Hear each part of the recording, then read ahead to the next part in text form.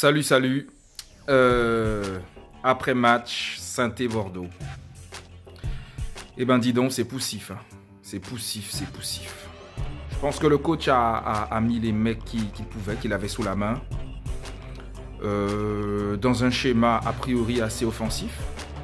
Mais du coup là, on a pu sentir très clairement le manque d'expérience d'un mec comme Adli. Il ne pèse pas sur le jeu. Il est peut-être en devenir, mais là pour le moment, c'est pas ça du tout. L'absence de Depréville et de notre milieu de terrain, Basic, est préjudiciable. Vraiment, ça se sent. Gros problème, gros problème. Ça ne va pas assez vite, c'est lent. Trop de préparation, assez peu de percussion. C'est poussif. C'est à tous les étages qu'il y a souci. La défense a fait ce qu'elle a fait le taf, grosso modo, mais il y avait pour moi un gros problème au milieu de terrain. Otavio est trop seul. Bennacer a essayé, je l'ai senti plus volontaire que d'habitude, mais c'est pas ça. C'est pas ça, c'est pas ça. Alors bon. Le coach qui sort, le seul capable d'explosivité, le seul capable de créer des brèches, ça aussi c'est encore une décision bizarre, mais bon, ma foi. Et puis on a le résultat qu'on mérite. Voilà. Voilà. Avant le match, j'avais à peu près teasé ce résultat. On va parler d'abord des joueurs. Et alors, dans le marasme général, on va dire, parce que c'était vraiment pas bon, j'en sauverai 3. Et je vais isoler 2 comportements de 2 joueurs qui m'agacent fortement. J'ai tweeté pendant tout le match. Alors les 3 joueurs que j'ai envie de sauver, c'est Mécher, parce que ça fait longtemps qu'on ne l'avait pas vu, Mécher, et on pouvait s'interroger sur le choix entre lui et Jovanovic, mais je trouve qu'il amène une certaine sérénité qui ne fait pas de mal dans une équipe qui n'en a pas beaucoup, une sérénité. Et j'ai bien aimé sa prestation, solide de la tête. Le deuxième, c'est Otavio, qui surnage un peu au milieu parce qu'à côté, il n'y a pas grand-chose, quoi. Et le troisième joueur que moi j'ai bien aimé, et ça va peut-être surprendre, c'est Pardo. Je trouve alors il manque de volume de jeu, ça c'est sûr. Il a tendance à essayer de faire les efforts, je trouve. Il a mis 2-3 coups d'épaule, on voit qu'il essaie de s'adapter à notre jeu. Et on sent que s'il y a un joueur qui fait du mouvement devant, il est capable de faire la passe. Il a quelque chose dans le pied, ce joueur. Donc là encore, je demande à revoir et j'espère qu'on pourra aligner Otavio, Basic, Pardo sur quelques matchs de fin de saison. Le reste, j'ai pas envie d'en parler, c'est pas bon, c'est en dessous de tout.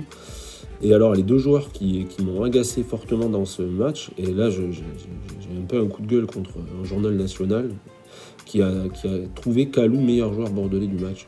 Mais Kalou, c'est l'anti-football, quoi, sur ce match. C'est tous des mauvais choix. On aurait dit Camano à la belle époque. Je crochette et je tape au but dans toutes les situations dès que j'ai le ballon. C'est une catastrophe. Et le deuxième joueur, c'est Sabin.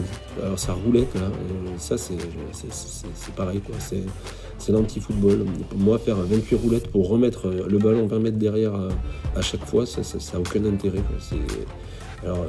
Et le comportement, quoi. Il prend un petit coup, il se roule par terre et regarde l'arbitre, genre tu l'as pas vu, avec une espèce de supériorité là, qui commence franchement à m'agacer. Donc voilà, j'ai pas aimé du tout. Mais là, un truc qui est flagrant pour moi, c'est notre niveau physique. On n'avance pas. On est incapable de mettre du rythme. Il parle d'intensité, de mental. Moi, je crois que c'est physique. Alors, on a un staff pléthorique. On a l'imbattable Eric Bédoué. Mais il y a une image qui est assez marquante pour moi. Regardez ce latéral gauche de l'équipe adverse, Kolo Djezak, là, je sais pas comment on dit. Le mec, il est affûté. D'ailleurs, tous les joueurs en face sont affûtés. Nous, on est statique. Je ne sais pas si on pourrait avoir les stats de volume de déplacement, d'intensité de course et de vitesse, mais on est. Je ne sais pas si dans les 10 équipes du premier tableau de Ligue 1, il y a une équipe qui est plus faible que nous physiquement. On a l'impression qu'on joue mais comme des vétérans, quoi. On est incapable de mettre de la vitesse dans le jeu. Donc ça, c'est le deuxième point. Le troisième point, j'ai un peu répondu à Nino la semaine dernière. Qu'est-ce qu'on veut rêver d'Europe avec cette équipe? À quoi ça sert de nous faire croire qu'on s'accroche à l'Europe? Mais là, le seul objectif, c'est une place de plus pour les droits télé. Hein. C'est 1 million par place, ou je sais pas combien, mais c'est la seule chose qu'on vise. Qu'est-ce qu'on veut aller s'aligner en Europe? On n'arrive même pas à se motiver pour jouer contre Saint-Etienne. Qu'est-ce qu'on va aller se motiver pour un tour préliminaire à l'autre bout de l'Europe? En plus de ça, vu le bazar ambiant, on ne sait même pas qui va coacher cette équipe et quels joueurs vont vouloir rester dans ce bordel, parce que on te dit en ce moment que Depréville, c'est le joueur qui tire l'équipe un peu vers le haut, mais est-ce qu'il va rester Depréville si Sousa s'en va? Donc là, on est dans une espèce de... On va repartir de zéro. Il ne faut surtout pas aller en Europe. Si on veut casser un projet renaissant qui va se mettre en place, il ne faut surtout pas y aller. Donc arrêtons avec ça. Accrochons-nous à la 9e, 10e place. Je crois que sur le championnat, c'est notre place. Avec les joueurs qu'on a et l'envie qu'ils ont, on peut pas tirer mieux, quoi. Ça pose aussi des questions sur les pseudo-leaders qu'on nous avait un peu survendus, je pense. Allez.